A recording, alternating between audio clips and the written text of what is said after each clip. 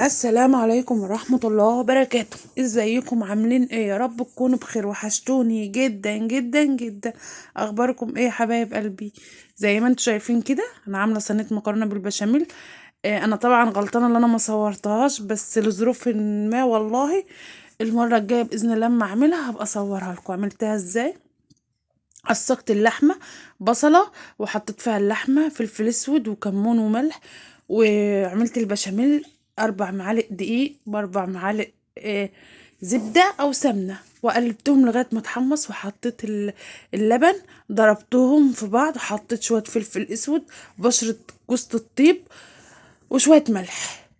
وطبعا سلقت المكرونة وعملت المكرونة صلصة وحطيتها في الصلصة. انا بحبها، احنا بنحبها كده بالصلصه، ما بنحبهاش بيضه.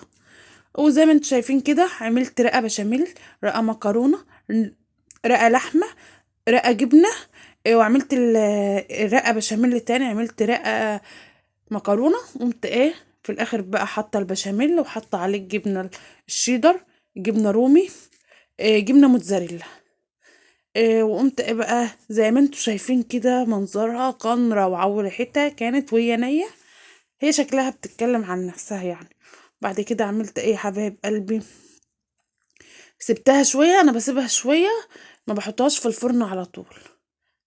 يعني يعني قيمة 10 دقايق بس كده بسيبها بره. وبعد كده بقوم حطاها في فرن البوتاجاز. تعالوا بقى موريكم شكل الحوض شايفين زي ما انتم شايفين كده، ده منظر الحوض بعد ما عملت المكرونة والبوتاجاز زي ما انتم شايفين، ومواعينها بتبقى كتير. دي بقى المكرونة بعد ما طلعت من الفرن.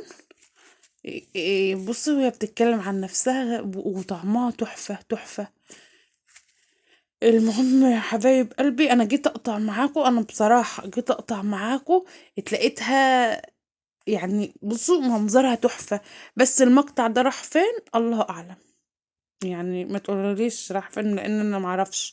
اتمسح تقريبا، او احنا بنمنتج اتمسح، مش عارفة والله. بس ايه رأيكم في منظرها؟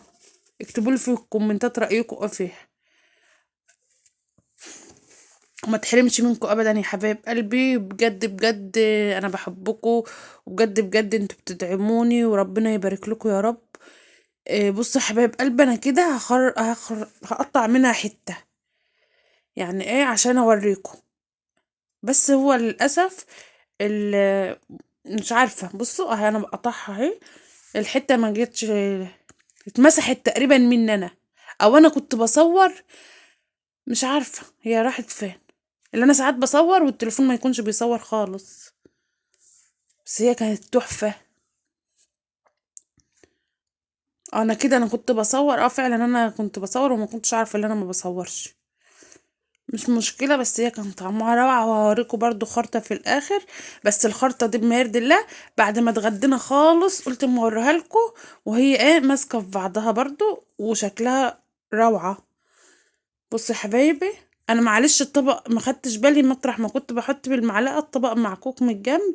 بس كده كده كنا اتغدينا، وكنت غسلت المواعين برضو، وما كانش في اي حاجه في الحوض. حبايب قلبي ما تحرمش منكم ابدا ابدا ابدا، بحبكم جدا. ما تنسونيش في لايك وشير وكومنت حلو، وفعلوا الجرس. مع السلامه.